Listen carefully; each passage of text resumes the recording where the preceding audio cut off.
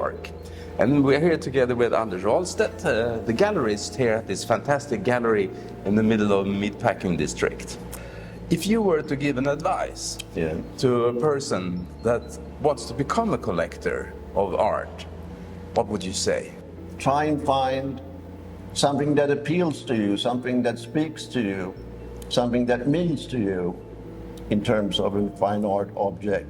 A very good idea to go to openings here in New York, perhaps get to meet the artist and ask them some questions about what their work is about. Find something that you love, try and get a little more information about the artist. Galleries are a very good way to start, to find a gallerist that you feel comfortable with. How did it all started? Why did you become a gallerist?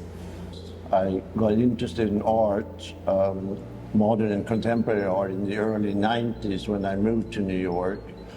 And so I started to just on a small scale collect modern and contemporary art. And finally in 2015 I decided to open a gallery. Many gallerists, they are also collectors. Yes. What about yourself? Do you also collect?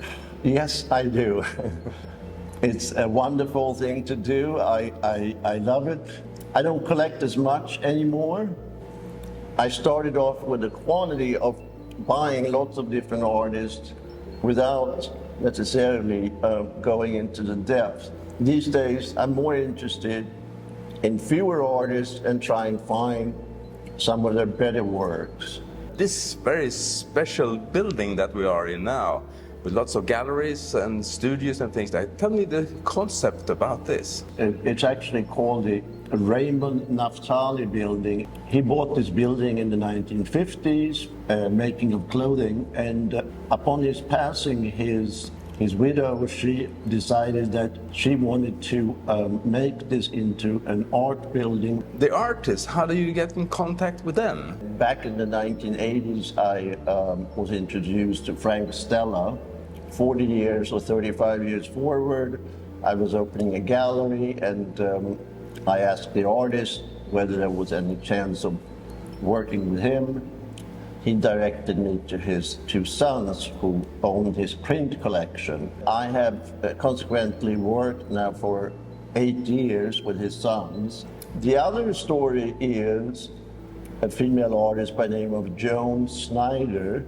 I went to the Strand bookstore back in 2017, found a catalog raisonné of her prints. I had no knowledge of the artist previously, and I simply contacted her, and the timing was right. Those are two examples how, in my world, it could happen.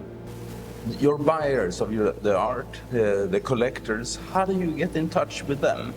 I've been a member of Artsy and ArtNet since 2015. With most of the things that I sell, which are either prints or works on paper, it has worked very well to find collectors through those sites. Then the other side of it is, of course, people that I meet and interact with here in New York City in different social settings. New York is, of course, an art city. Yes. Lots of galleries, lots of artists here. Do you think that the collectors in other areas of the world, like Europe or the Far East, and the competition between these cities or areas, how do you think that will change in the future? I think that a lot of these very successful art galleries here in New York, there'll be more who will continue to expand their locations around the world. The world of collecting has changed over the years. Say if you look back 10, 15 years, in your opinion, how do you think the world of collecting art has changed? With the advancement of the internet and technology, it has opened up the field for a lot of new people collecting. Perhaps it's become a little more difficult for a lot of people to keep a consistency in building their collection, which is what I believe in, to focus maybe on a few artists. If you look into the crystal ball, into the future, how do you think the world of collecting art will change in the future then?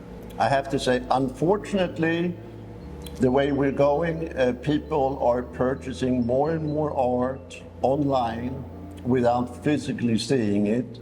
As the art market is growing, I think that